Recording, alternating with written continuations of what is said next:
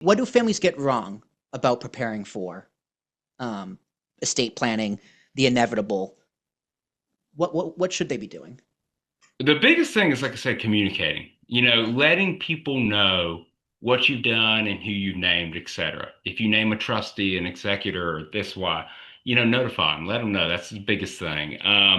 The other things people get wrong, I've seen on this too, is um, people don't get the right legal help. They just make an assumption.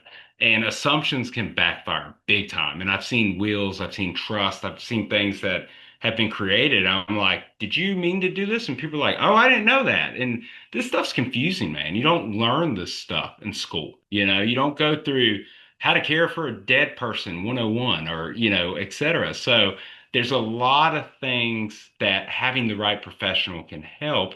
But I think the other thing too is, as hard as it is, and I'm saying this again as an advisor to people and for the general public, is to again take time to get it done right and check on it and review it. That's the biggest thing too. Life's going to change. People die, people get divorced, kids grow up. Getting an estate plan done in 2026, you're going to want to review it in a couple of years and in Yeah. 10 years and 20 years. Things are going to change. And I think that's another part of this too, is that oftentimes people set something up and life changes so significantly where it's like, oh gosh, this will is a disaster, but it's legal. It's a legal binding contract. So there's a lot of things like that I think people miss. Yeah, absolutely. And then for you in particular, it's always easy to look back and say, I regret, I wish I did this, I wish I did that. Is there anything you actually don't regret? Something you think you nailed and you did right the first time that you think others should do the same way? I think having that hard conversation with my dad, when he was getting his will done, et cetera, like the burial thing. Because I had reviewed it and I said, well, Dad, do you want to be buried? Yeah, I do. We went to a little conversation about it, and I was like, where? He's like, I don't know yet. And so I should have pushed and said, like, you need to pick. And I was kind of a smart ass to him. I mean, I was like, Dad, you need to pick a place or I'm going to put you in the middle of nowhere behind a Dollar General. And he's like, ah, you know. Um, so I think that being, especially for those who are listening, who have older parents, like, be a leader, right? Be comfortable asking mom and dad. And if they shut you down, just walk away. Like, it's fine. It's not worth the stress. But another great thing to do is get your stuff done yourself. Hey, mom and Yeah. dad, me and Yep. the wife, we got our will done. We have trust set up. We named so and so as guardians. Have you done this? And if parents are like, no, and we're 30 years older than you and we should, that's a huge win for you to get that conversation and lead some momentum there. Because again, think about it from a parental view.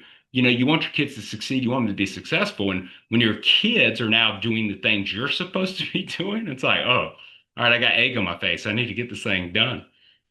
Yeah, it's like it's kind of like the idea of like show that you are worth the room you're stepping in, kind of a thing. Yeah, Like show your value exactly. before you have the conversation. It's like, oh, you want to talk to me about my life? Let's talk about your life, son. I'm Right. still the dad over here. Don't forget that. And Yeah.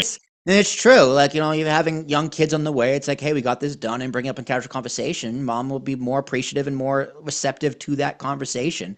And I think parents Hmm. also need to look themselves in the mirror and go, these aren't your kids anymore. That's not the little girl, little boy you're going to third grade or first grade. Not the little Yeah. girl walking across the graduation stage at high school. This is a full grown adult who pays Yeah. taxes, Yeah. right?